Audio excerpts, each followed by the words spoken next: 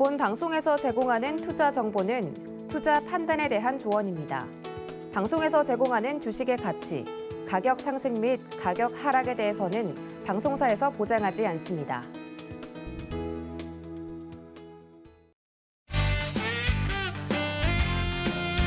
안녕하세요. 가장 쉽고 재미있는 주식 이야기 주유소 1, 2부 진행의 도하나입니다.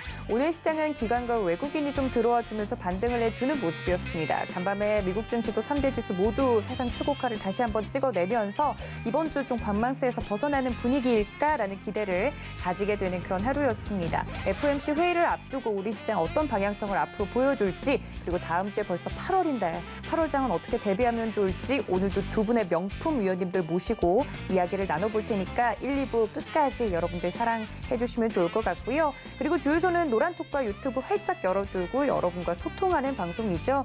노란톡은 저희 위원님들 이름을 문자 샵 0082번으로 보내주시면 되고요. 그리고 유튜브 채널도 활짝 열어두고 있으니까 들어오셔서 궁금하신 사항들 보내주시면 좋을 것 같습니다.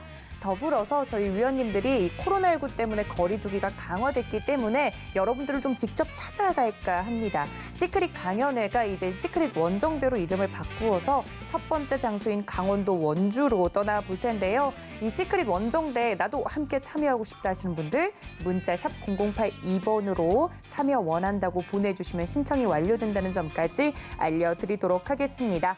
자, 화요일은 정말 이 시장에 대해서 공부하기도 바쁜 날이죠. 두 분의 위원님 모셔보도록 하겠습니다. 저희 정재훈 위원님과 박원지 위원님 모십니다. 위원님들 어서 오세요.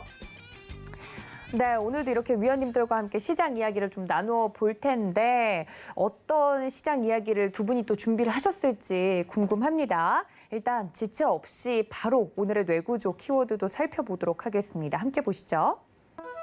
네, 지금 제 얼굴 옆에 나오고 있는데 8연양 요 키워드만큼은 이제 기억을 좀 해주셨으면 좋겠네요. 우리 시청자분들. 그리고 이번 주에 예정이 되어 있는 FOMC 회의, 그다음은 정전협정 기념일 키워드를 꼽아주셨고 순환매 꼽아주셨고요. 중국 규제는 어제부터 이슈가 계속 나오고 있는 사항이라 저희 제작진이 넣은 키워드로 이렇게 키워드로 구성을 해서 한번 이야기를 나누어 보도록 하겠습니다.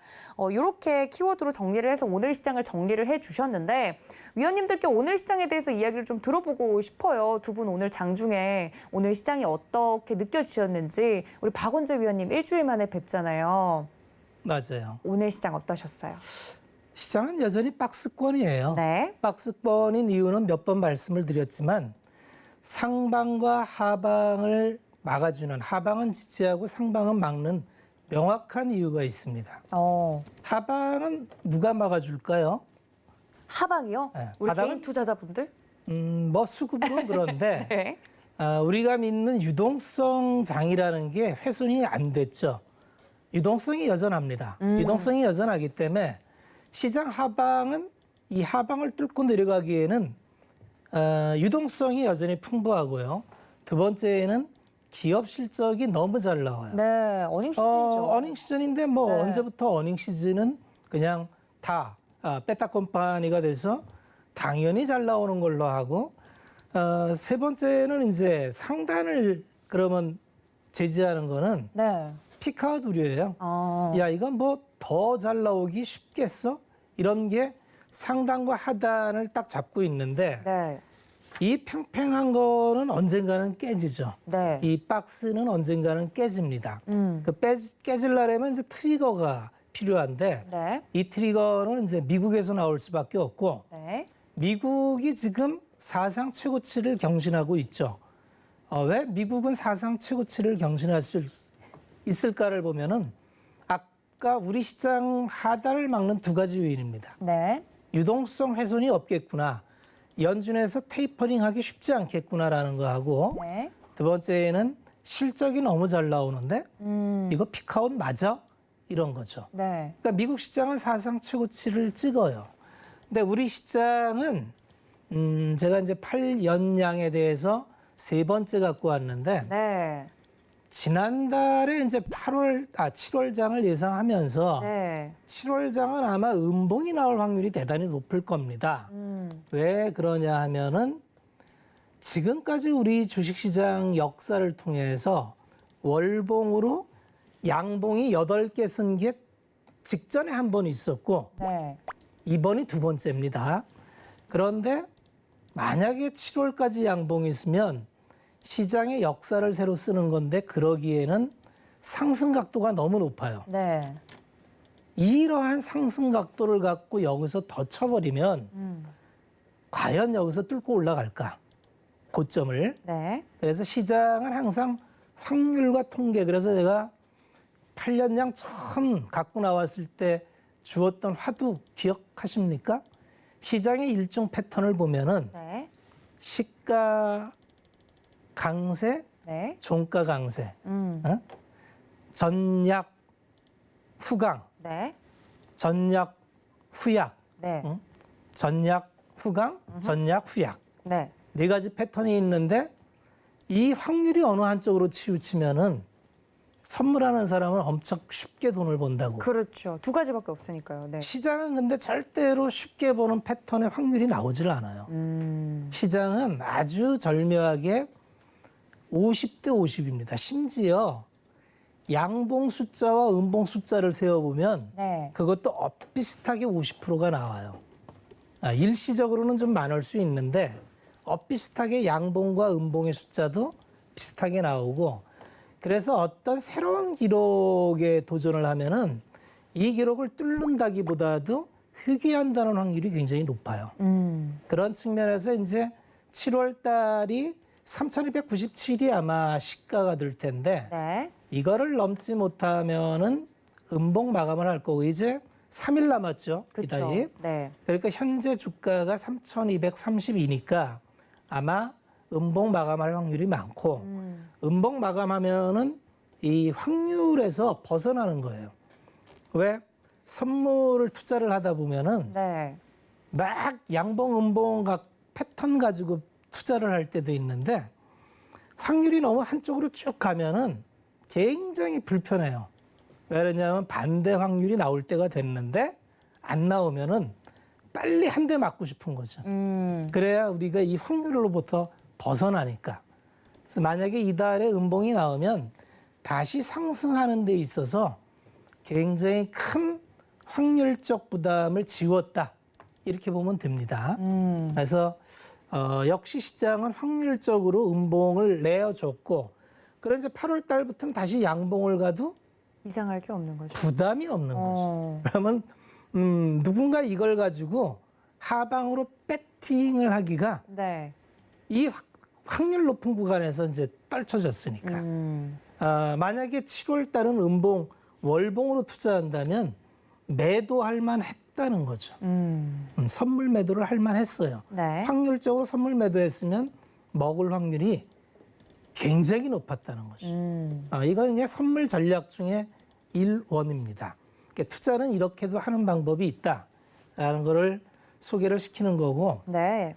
해외 시장을 보면 미국 시장과 아시아 시장이 많이 틀린데 그 중에서 홍콩 엣지 지수를 보면은 이게 기억날지 모르겠는데 옛날에 2015년도 말에 우리가 이제 상품 대부분이 ETF 상품으로 구성되어 있을 때 주가 지수를 가지고 만든 상품이 있었어요. ETF 네. 상품을.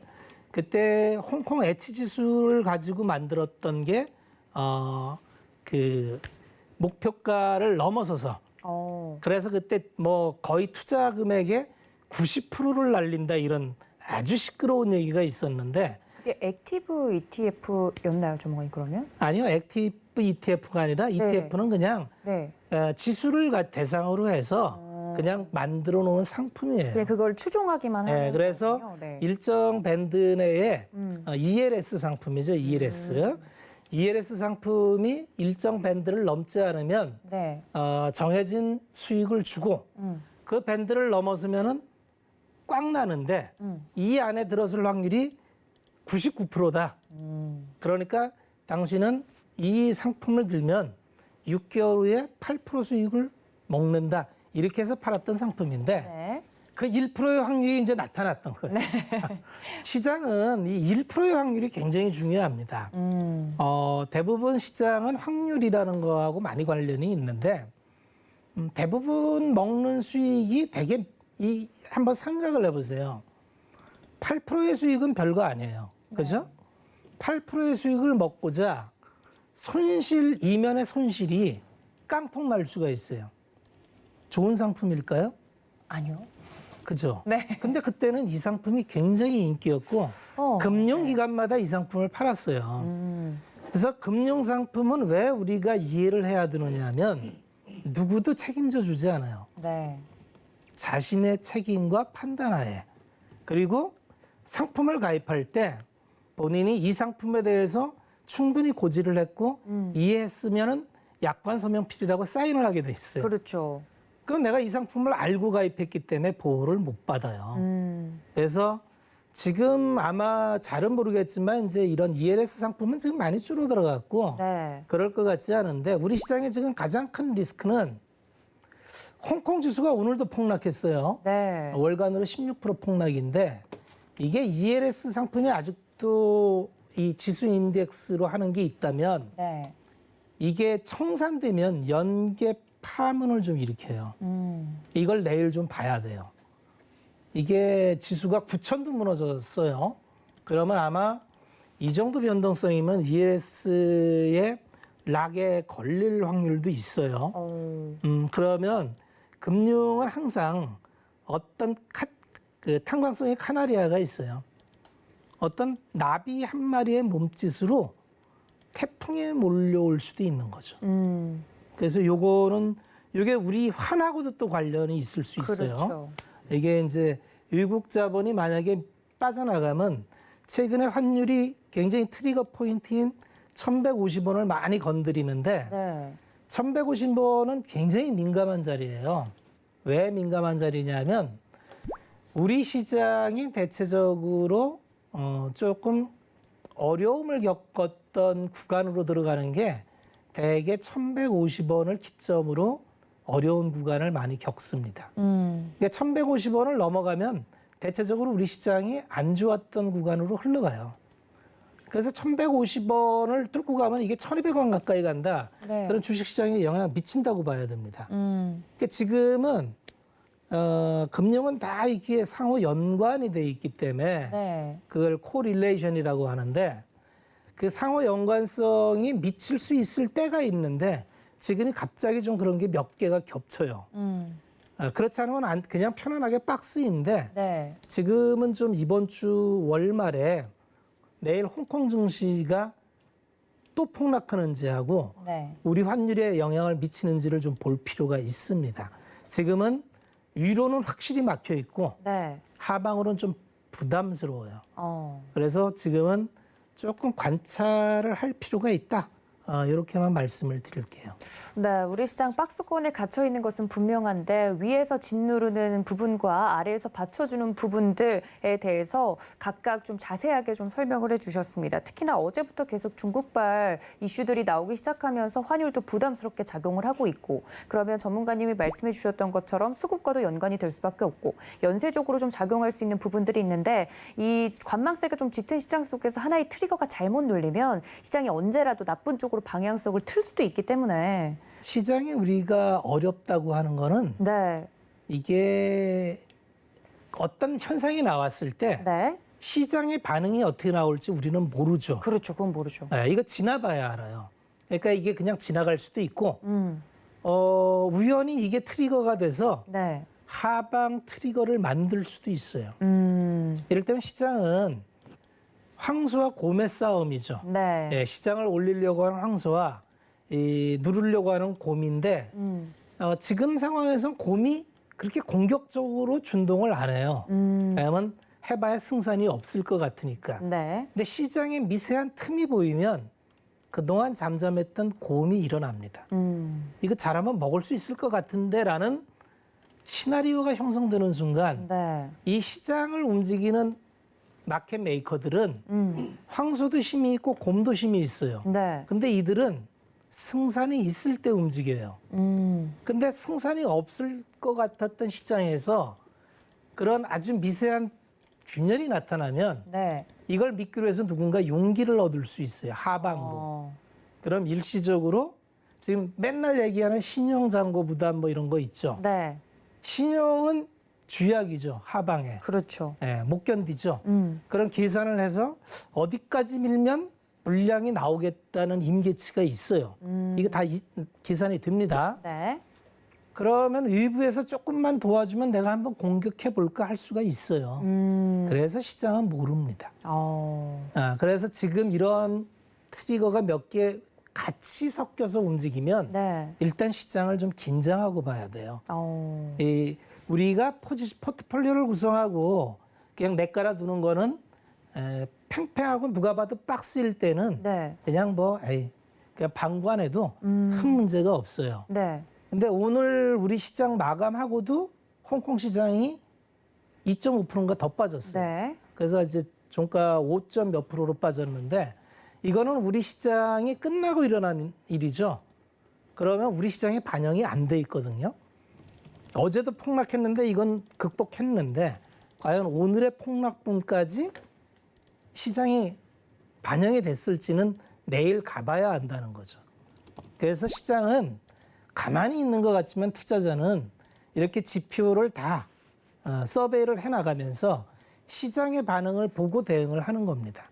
그래서 뭐 좀 이상한데 싶으면 조금 비중 줄여놓고 뭐 이렇게 대응을 하는 게 그냥 우리가 하는 대응이에요. 사실은 그 길게 보면은 사실은 시황을 가지고 수익이 나지는 않아요. 네. 결국은 시장은 어떠한 변동성도 극복하고 네. 올라가거든요. 작년 3월도 버티고 올라갔잖아요. 작년 그렇죠. 3월 버틴 사람은 수익 났어요. 그런데 누가 못 버텼을까요? 사고 팔았던 분들. 신용 쓴 사람은 신용 쓴 분들이요. 버틸 수가 없죠. 그냥 강제 청산을 당하니까. 네. 그리고 두 번째, 이걸 내가 쫓아갈 수 있다 해서 타이밍을 잡으려고 했던 사람도 대체적으로 죽었을 거예요. 네. 그래서 사실 저도 시황을 보고 네.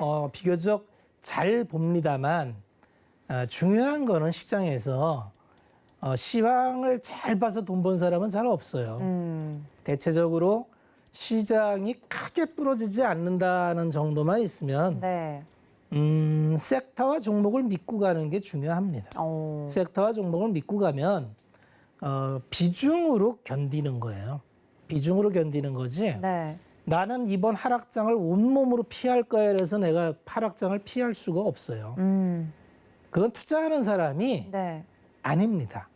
투자하는 사람이 나는 하락장을 피해서 완전히 상승장만 투자하겠다. 그건 있을 수가 없어요. 그거 불가능합니다. 네. 단언컨대. 그래서 시장에 있으면 다 맞아야 돼요. 비 내리면 비도 맞아야 되고 눈 내리면 눈도 맞는 거고 그러다 보면 봄이 와서 훈풍에 그냥 드라이브도 하는 거고 네. 그런 거지 나는 상승장만 먹겠다. 그러니까 좀 지나치게 시황에 많이 그 관심들을 갖는 것 같아서 네. 제가 비교적 시황을 잘 봄에도 불구하고 네.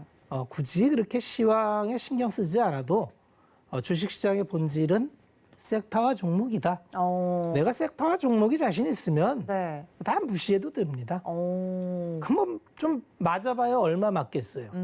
내가 본 종목이 제대로 EPS가 나오고 업황이 제대로 돌아서고 네. 아직까지 끝이 아니라는 믿음이 있다면 네. 그냥 그런 건 바람 투자하면서 맞을 수 있는 바람이다. 피하면 좋겠죠. 네. 그래서 사실은 내일 어떻게 될지 모르잖아요. 그렇죠. 그러니까 아침에 이제 시장 개장하면서 좀 봐야 되는데 좀 불편하면 비중 조금 줄이면 됩니다. 근데 이걸 피한다 해서 주식을 다 뺐어. 네. 그 언제 들어가죠? 그렇죠. 못 들어갑니다. 네.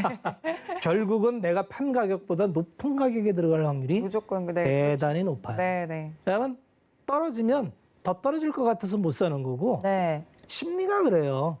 내가 이게 좋은 종목이라고 생각하면 네.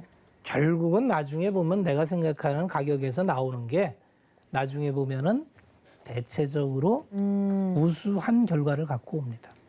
네, 우리 박원재 위원님 이야기를 들으니까 사실 박스권이라서 마음이 늘 불편했는데 그렇게 크게 일희일비할 필요가 없겠다라는 생각이 좀 드네요. 사실 이번 주 FOMC 회의를 앞두고 물론 무난하게 흘러갈 거라는 이야기들이 많이 나오고 있지만 그래도 아까 말씀해 주신 것처럼 트리거가 눌려서 시장의 방향성이 좀 하방으로 정해지면 어떡하나라는 걱정을 하시는 분들도 계셨을 것 같은데. 어제까지만 해도 전혀 고민이 없었어요. 네. 어차피 박스다. 네, 어차피 박스다. 빠져도 박스다. 근데 오늘은 좀 신경 쓰여요, 이 정도. 네. 내일 시장에 우리 시장이 네. 이게 또 반영이 안 된다면 중국발 규제 리스크는 네. 없어도 되나 그런데 네. 이게 조금 고민스러운 게 중국하고 우리는 좀 많이 엮여 있기 때문에 그렇죠. 이웃 이게 국가잖아요. 네. 좋은 것만 닮은 게 아니라 안 좋은 것도 좀 영향을 미칩니다. 네. 그래서 이게 중국이 안 좋으니까 한국물을 늘릴지 네.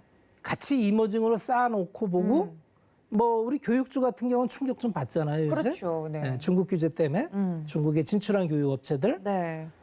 그런 게 다른 쪽으로 확산될 수도 있으니 좀 체크할 필요는 있겠다. 이 정도로만 정리를 할게요. 알겠습니다. 시장에 대해서 전반적인 이야기를 좀 해주셨습니다. 말씀해주신 것 중에 섹터와 종목을 믿고 가면 그렇게 시장의 크고 작은 풍파는 이겨낼 수 있다라고 이야기를 해주신 부분이 인상적인데 또 키워드 중에 순환매가 있습니다. 뭐 이런 시장 안에서도 박스권 안에서도 빠르게 순환매가 도는 종목들이 있어서 매일 뭐 상한가 가는 종목들 매일 나오고 있고요. 뭐 흐름이 안 좋은 종목들도 매일 있고 이슈는 매일 있는데 이 순환매 키워드를 적어주신 분 궁금한데 이건 우리 정재훈 위원님께 좀 여쭤볼게요. 순환매 지난주와도 비슷한 맥락으로 써주신 것 같아요. 그렇죠, 위원님? 제가요? 네, 이거 전문가님 쓰신 거 아니세요? 지난주에요? 순환매 장세. 잘 기억하셔야 돼요.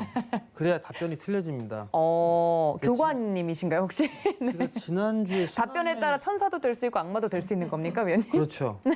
어떻게 말씀하시느냐에 따라. 네. 근데 이제 순환매는 제가 적었는데요. 네, 맞잖아요. 네. 사실 이게 이제 지수가 계속 박스권이다라는 말씀을 좀 드렸었는데 네. 그 박스를 넘어갔어요, 고점을. 그래서 제발 좀 갔으면 좋겠다. 나 내심 좀 기대를 했는데 네.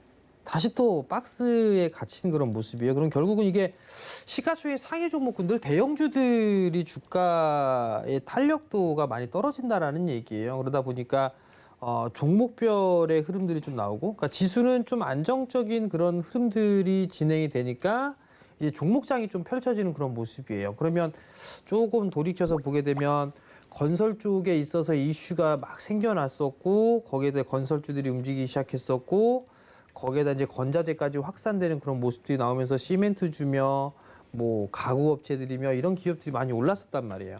그런 흐름들이 나오고 난 이후에 조금 주춤하는 그런 모습들을 보였다가 뭐 인맥주들이 올라가는 그런 모습들이 좀 보였었고, 그러다 좀 쉬어가는 흐름 속에서 IT 섹터가 움직였고, 그게 이제 뭐 폭염주라든가 폭염 관련주라든가 뭐 이런 종목군들 2차 전지라든가 이런 쪽이 다 올랐단 말이에요. 한번 사이클이 돌고 난 이후에 다 끝났으니까. 그래서 이제 다시 또 새로운 섹터들의 순환매가 좀 시작이 되는 부분들이 아닌가 싶어요. 그러니까 결국은 돈이 움직일 그럴 부분들이 없다 보니까 네. 중소형주들 쪽으로 계속적으로 움직여주는 그런 모습들이 좀 나오고 있어요. 자금 이동을 하는 게. 근데 이제 여기서 좀 보게 되면 순환매가 좀 나오는 듯하는 그런 모습들을 보인다라고 하지만 거기에서 신고가를 치고 나가는 그런 종목군들도 나름대로 있어요. 뭐 2차전 쪽도 마찬가지였었고. 근데 거기에 공통점을 좀 보게 되면 뭐 신고가의 흐름들을 보이는 종목군들의 공통점은 숫자가 나와요. 그러니까 즉 성장을 계속적으로 해 나가는 그런 종목군들이 계속 움직여주는 그런 모습들을 좀 보이고 있는 그런 상황들이거든요. 그럼 결국은 지금 시장은 박스로 갇혀 있지만 실적이 좋게 나오는 성장주들 같은 경우는 계속적으로 우상향을 좀 해 나간다라는 얘기예요. 즉 등락은 거듭해주는 그런 모습들을 보여주지만 저점과 고점을 높여주는 즉 상승 추세가 계속적으로 이어지고 있는 그런 상황들이에요. 그렇기 때문에 종목에 있어서 압축을 할 필요성이 있다라는 부분들 좀 기억을 하시면 좋을 것 같고, 빠르게 움직여주는 그런 모습들이 나오고 있어요. 그러다 보니까 추격 매수를 하게 되면 오히려 또 마음고생을 하시는 투자자분들도 많을 거예요. 그렇기 네. 때문에 뭐 솔직히 오늘 같은 장에도 따라 들어갔다 물리신 분 분명히 있을 거예요. 그 부분들은 조금 이따 말씀을 좀 드릴 거고요. 네. 어찌됐든 간에 내가 어떠한 종목군들 뭐 IT 섹터가 됐든 2차 전지가 됐든 뭐 아니면 제약바이오 섹터가 됐든 건설주가 됐든 그 부분들의 종목을 컨택을 했다면 이유가 있을 거예요. 내가 왜 이 종목을 산 건지 그 이유가 있는 상황에서 매수를 했다라면 즉 단기적으로 봤는지 길게 봤는지도 선정을 하고 들어갈 거란 말이죠.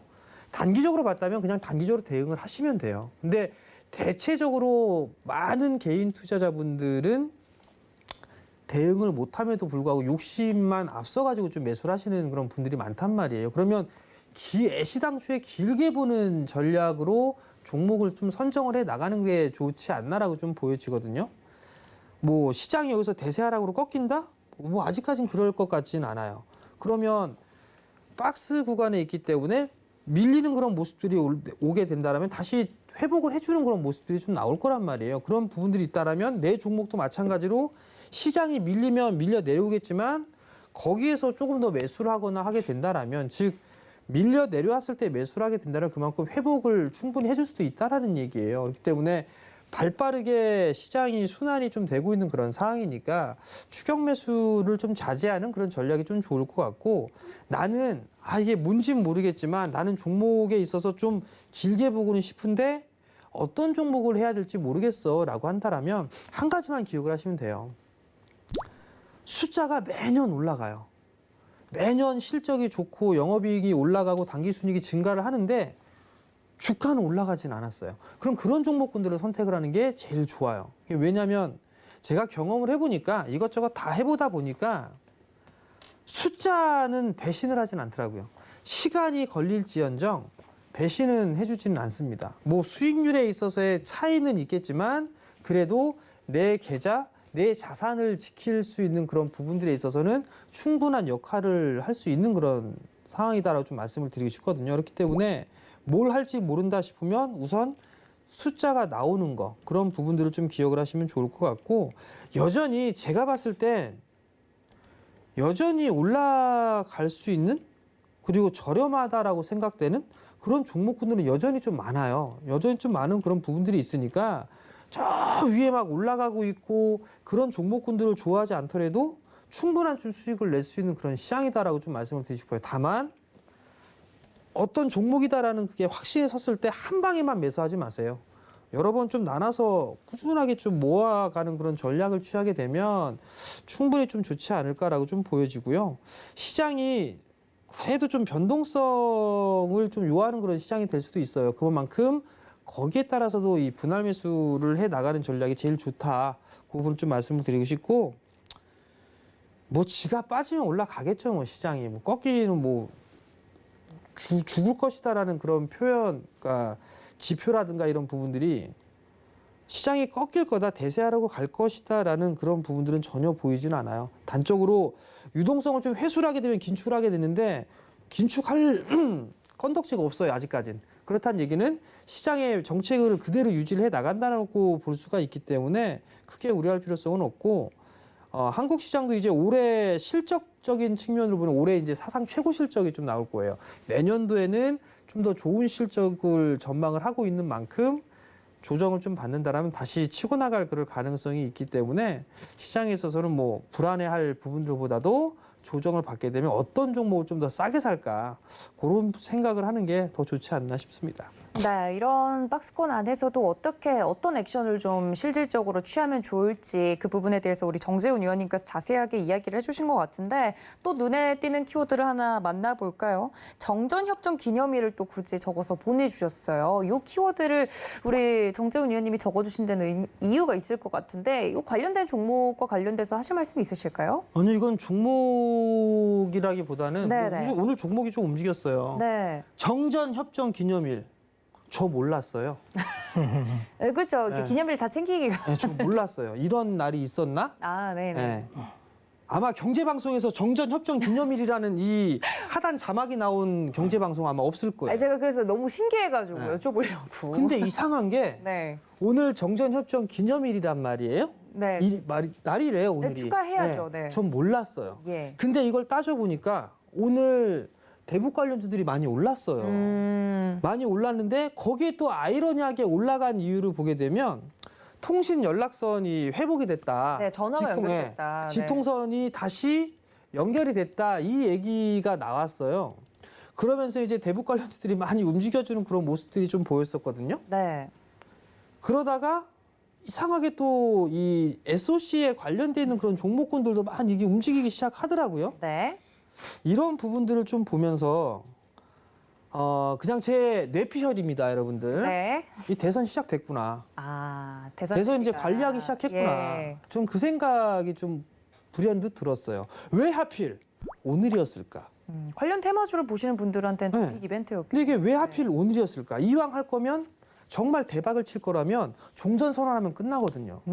날아갈 거예요, 아마 쫙. 예, 네. 근데 그건 아직까지는 아닌 것 같고 예. 그러다 보니까 수위 조절은 해야 될 필요성은 있을 것 같고 그러면 결국은 이게 대선 쪽에 있어서의 이 영향권에 들어온 부분들이 아닌가 그런 좀 생각이 들어요. 근데 이제 오늘 오후에 종목이 이제 오전에 막 확산되는 그런 모습들을 보였다가 갑자기 윗꼬리를 달기 시작을 했어요. 또 한마디 툭 하고 튀어나왔습니다. 남북 정상회담 논의한 바 없다. 뭐 그 얘기가 나오면서 다시 이제 윗꼬리를 달면서 쫙 차익 매물이 좀 쏟아지더라고요. 네. 그런 부분들을 놓고 봤을 때는 아 이게 이제 대선에 들어갔으니까 제 생각에는 요번에 이 당 쪽을 다음에도 이어가기 위한 그런 사전 작업 이런 부분들이 아닌가 저는 그렇게 좀 생각이 좀 들고요. 아마 이제 여기에서 계속 얘기가 나올 것 같아요. 뭐 오늘 보니까 이 코로나에 관련돼 있는 부분들도 좀 뭐 지원을 한다, 뭐 한다 이런 얘기가 있었거든요. 그러면 여기에서 좀 파급될 수 있는 게 뭐냐면 철도준이, 뭐 곡물준이 이런 종목군들이 다 오늘 움직였었단 말이에요. 개성공단 관련준이 이게 움직였단 말이에요. 그러면 이제 여기에서 이 북한과의 대화를 하거나 이런 부분들이 하게 되면 이제 이슈거리가 계속 될 거예요.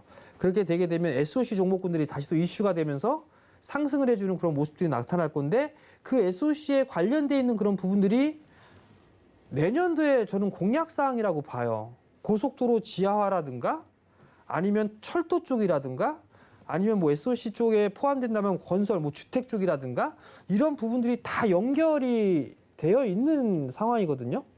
그러한 모습들을 좀 보이면서 뭔가 이 뭐라고 해야 될까요? 점유율을 좀 높여간다?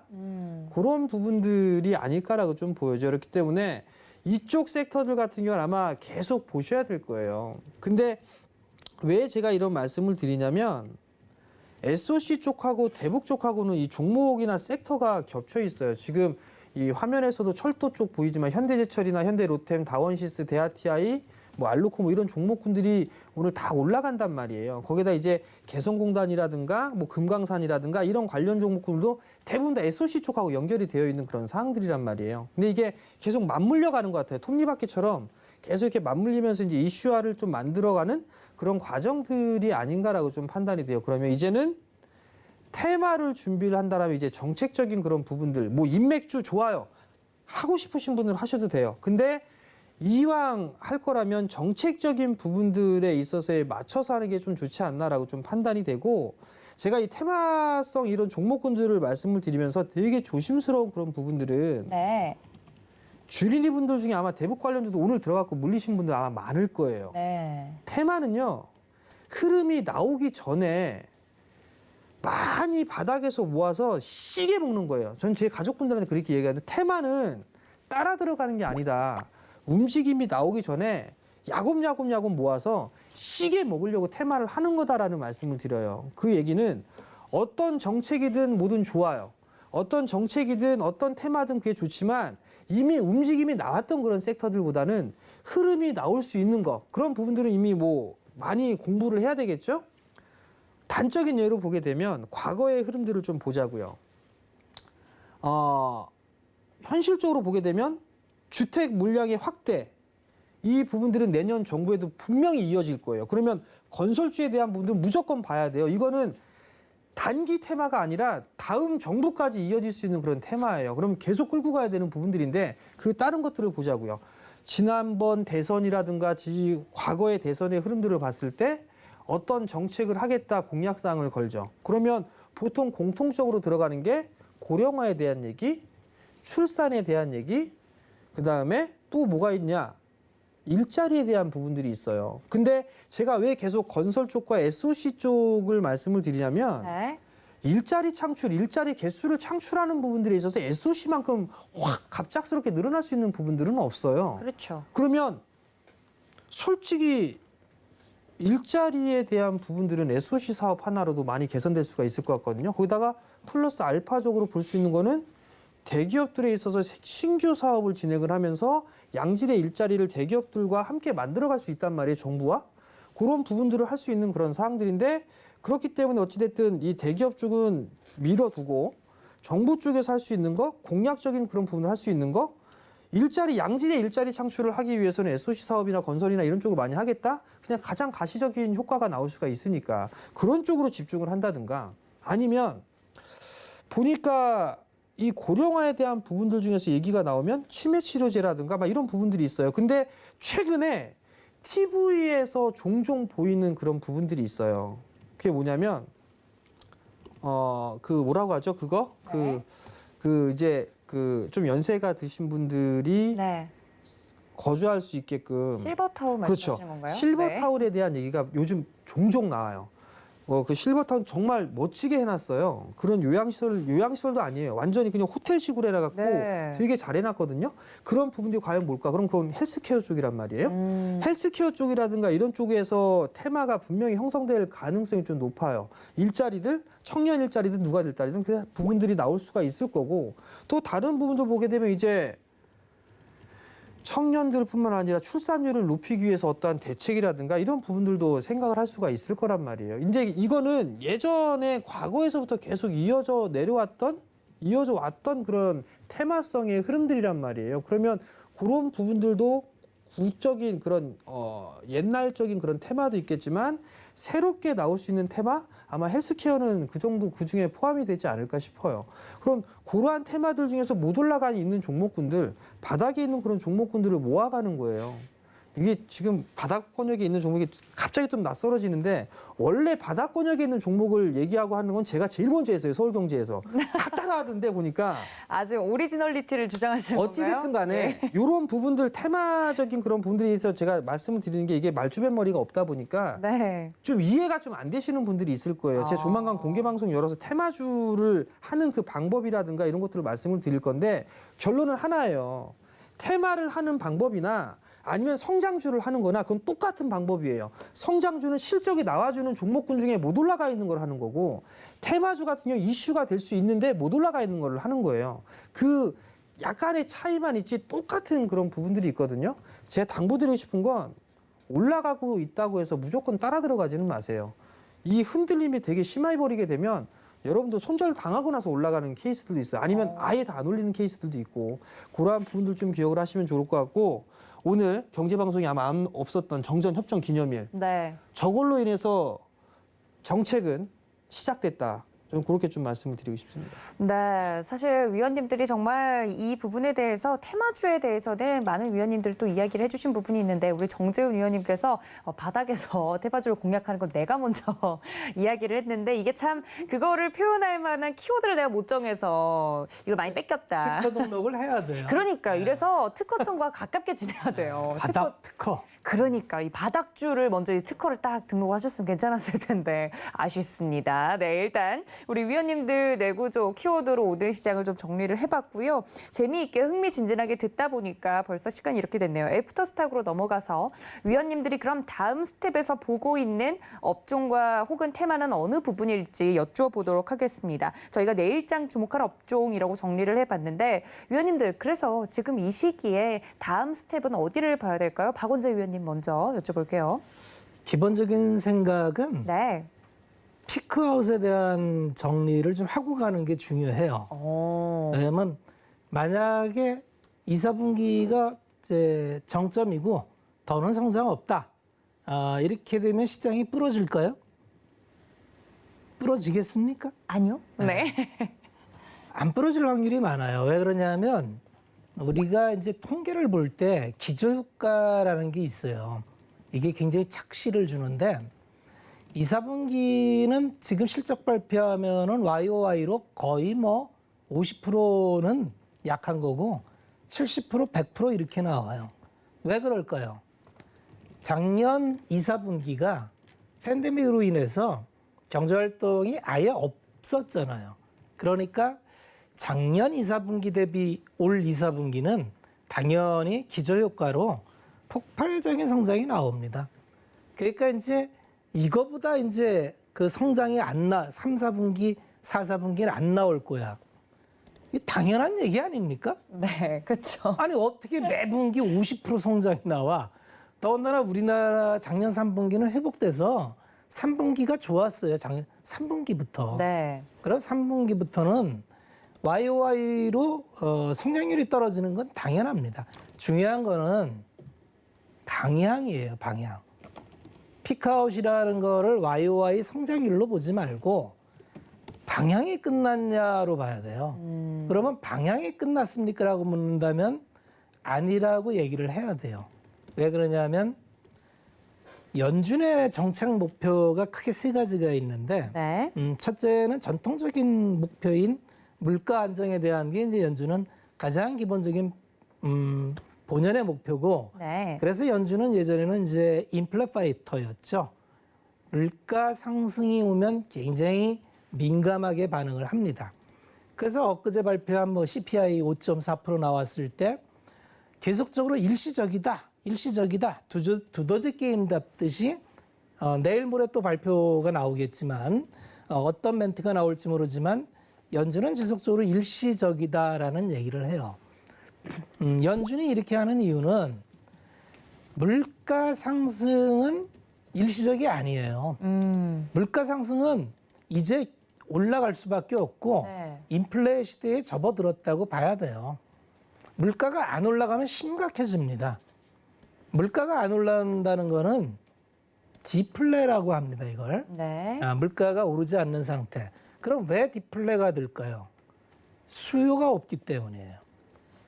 구매자가 없으니까 누구도 물건을 투자해서 만들라지 않고 네. 그러면 기업이 투자를 하지 않으니 네. 고용이 안 되고 고용이 안 되니 임금을 받을 일이 없고 임금이 없으니 수요가 없고 이게 디플레입니다. 네. 근데 연준이 새롭게 금융위기 이후에 강력하게 부여받은 역할 중에 하나가 고용의 안정이에요. 자, 그러면 지금 인플레입니까 디플레입니까 싸우는데 연준이 굳이 인플레 파이터로서의 전통적인 역할을 내려놓고 일시적이다. 누가 봐도 일시적이지 않은데 일시적이다고 얘기를 해요. 네. 왜 그러냐면 지금 통화 회수를 할 수가 없기 때문에 그래요. 연준의 정책은 한번 방향이 정해지면 그대로 가야 돼요. 바꿀 수가 없습니다. 이를테면 테이퍼링을 하면 계속 가야 되는 거고 금리 인상을 해도 계속 가야 돼요. 그래서 시작할 때 면밀하게 검토를 해야 돼서 그래서 평균 물가 목표치를 그래서 세우는 겁니다. 자, 그러면 우리가 하반기에 고용을 창출하기 위해서는 아까 정 의원님이 얘기한 대로 정책적 효과가 가장 좋은 게 뭘까를 생각해 봐야 돼요. 네. 일터로 다시 돌아가고 싶어도 돌아가지 못하는 사람이 생겨요. 은퇴자도 있고 오랫동안 쉬었더니 이제 기능을 상실했어. 나한테 맞는 일자리가 없어. 그런 사람도 있고. 그럼 그 사람들한테 어떻게 소득을 보존해 줄 거냐. SOC가 가장 빠릅니다. 즉시적이고. 네. 그러면 SOC를 하게 되면 산업 소재의 수요가 늘어나요. 철강 업황을 피크아웃 얘기를 많이 합니다. 똑같이 고민을 해봐야 돼요. 정말 피크아웃일까? 철강의 수요가 더 늘지 않을까? 서베이를 보면은 올해 철강 수요가 한 5% 정도 늘어나는 걸로 나옵니다. 이 엄청난 서프라이즈 수요입니다. 수요가 있는데 피크아웃이라고요? 그런 용어는 없습니다. 피크아웃은 수요가 절단 날 때 나와요. 네. 그리고 가격 전가가 안 될 때.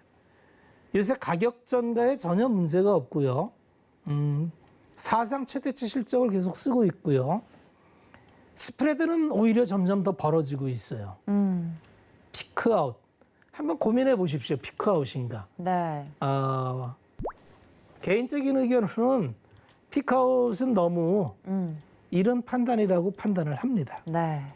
알겠습니다. 철강에 대해서 자세하게 이야기를 해주셨습니다. 안 그래도 이 고점 논란이 계속 나오고 있었던 철강주 관련돼서 우리 박원재 위원님께서 속 시원하게 이야기를 해주신 것 같은데 이렇게 시장 전반에 대해서 공부를 함께 하고 싶다, 업종 이야기를 좀 더 자세하게 하고 싶다 하시는 분들은 박원재 위원님 노란톡 활짝 열어두고 있으니까요. 주식 불패 저희 박원재 위원님과 함께 보시면 좋을 것 같습니다. 문자 샵 0082번으로 저희 위원님 성함 적어서 보내주시면 함께 할 수 있습니다. 자, 우리 정재훈 위원님께도 내일장 주목 업종 여쭤보면 좋을 것 같은데 우리 위원님이 매일 하시는 말씀이 있죠. 물려도 IT, 이번에도 IT입니까? 이게 몇 분에 끝나는 거죠? 일부가? 알려주지 않습니다. 아니요, 저희 다른 할 얘기가 있어서. 아, 그래요? 네. 저희가 한 3분 남았다니까. 네. 아까 제가 그 얘기 하려다가 잠깐 못했던 게 있어요. 네, 정부 정책 뭔데요? 얘기하면서 이제 대선 네. 정책이 시작됐다 뭐 이 얘기했잖아요. 네네. 이게 오늘 또 설문조사에서 민주당이 좀 격차를 또 벌렸어요. 지지율 자체가. 근데 아이러니하게 내일 또 이 부동산 정책에 있어 대국민 담화가 있어요. 그리고 부동산에 대한 3법 이 부분들이 수정이 돼요. 그럼 이게 점점 이게 좀 위로를 하겠다라는 얘기거든요. 그렇죠. 그렇기 때문에 아마 정부 정책은 계속 진행이 될 것이다. 그 부분들을 좀 기억을 하십사 말씀을 좀 드리는 거고요. 네. 저는 물려도 IT예요. 네, IT인데 최근에 이제 얼마 전에 이재용 부회장에 있어서의 얘기가 좀 나오기 시작을 했어요. 그러면서 이제 저도 이 반도체 쪽이나 디스플레이, 휴대폰 부품주들, 비메모리 쪽 회사의 주식 담당자분들과 다 통화를 하고 좀 의견들을 좀 모았어요. 공통적인 그런 부분들은 그래도 이재용 부회장이 나와서 적극적으로 하지 않겠느냐. 그 의견이 다수의 의견이고 네. 기대를 좀 하고 있어요. 근데 또 아이러니하게 8월 달에 진행되는 게 꽤나 많아요. 뭐 예를 들면 삼성바이오 같은 경우는 뭐 빠르면 8월 달부터 약을 만든다라는 그 얘기가 있었고 그다음에 오스틴 공장도 8월 달에 마무리하길 바란다, 목표다라는 그 얘기도 있었고 네. 그다음에 이 디스플레이 쪽 같은 경우도 8월 달에 투심이 또 있어요. 그 부분들도 있고 그런 걸 보면 이 8월 달에 포커스가 맞춰져 있는 것들이 꽤 많아요. 그 부분들이 좀 포인트가 될 수가 있을 것 같고요. 점점 이 수급적인 부분들, IT 섹터 쪽의 수급이 개선이 서서히 좀 되고 있는 그런 종목군들이 좀 많이 있어요. 결국은 어떻게 보면 이재용 부회장의 효과라고 좀 볼 수가 있어요. 근데 삼성전자는 징그럽게 안 움직이죠. 네. 삼성전자가 안 움직이는 대신에 삼성물산에 베팅을 해주는 그런 모습들도 좀 보여주고는 있어요. 왜냐하면 투자에 대한 M&A, 대규모 M&A에 대한 뭐 그런 부분들이 있는데 결국은 IT를 좀 말씀을 드리는 게 수급적인 부분들이 있어요. 개선되는 부분들이 있고 실적 상향이 계속 진행이 되고 있는 그런 사항들이에요. 삼성이나 SK 하이닉스 계속 설비 투자를 할 거고 미국 쪽도 할 수 있는 그런 부분들이니까 그러면 선택을 해야 될 부분들은 한쪽에 치우친 그런 부분들이 아니라 SK 하이닉스도 하고 삼성에도 하고 인텔 쪽에도 하고 TSMC 쪽에도 공급을 하고 그러니까 즉 공급선에 있어서 다변화되어 있는 기업들이 상승 폭이 좀 더 크지 않을까 싶어요. 실적에 대한 폭 자체가. 그러니까 그 부분들을 한 번쯤은 고민해 볼 필요가 있을 것 같고요. 맨 마지막에 이제 투자 심리에 대한 그런 부분들이 우호적으로 조금 바뀌어 나가고 있다라는 부분들이 바로 이제 8월 달에 있을 뭐 광복절 특사가 될지 뭐가 될지는 모르겠습니다만 거기에 좀 시장은 포커스를 좀 맞추고 있는 부분들이 아닌가 싶어요. 그렇기 때문에 저는 물려도 IT다. 뭐 그렇게 좀 말씀을 드리고 싶습니다. 알겠습니다. 내일장 주목할 업종 정재훈 의원님 IT 이야기를 다시 한번 해드렸습니다. 노란톡 활짝 열어두고 있을 테니까요. 정재훈 의원님과 함께 이런 종목 이야기들 나누고 싶으신 분들 그리고 더불어서 시크릿 원정대의 첫 번째 멤버로서 함께하게 될 저희 정재훈 의원님과 이야기 나누고 싶다 하시는 분들 노란톡 활짝 열어두고 있을 테니까 문자 샵 0082번으로 저희 위원님 성함 적어서 보내주시면 됩니다. 자, 위원님들과 일부 이렇게 자세하게 좀 시장 이야기를 나눠봤는데요. 이어지는 이어지는 2부는 여러분들을 위한 종목 이야기들 좀 더 자세하게 나눠볼 테니까 2부까지 많은 시청과 사랑 부탁드립니다. 또 본 방송에서 제공해드린 정보는 투자 판단에 대한 조언일 뿐 해당 주식의 가치나 수익률을 보장하고 있지 않다는 점까지 알려드리면서요. 저희는 2부로 다시 돌아오겠습니다. 채널 고정.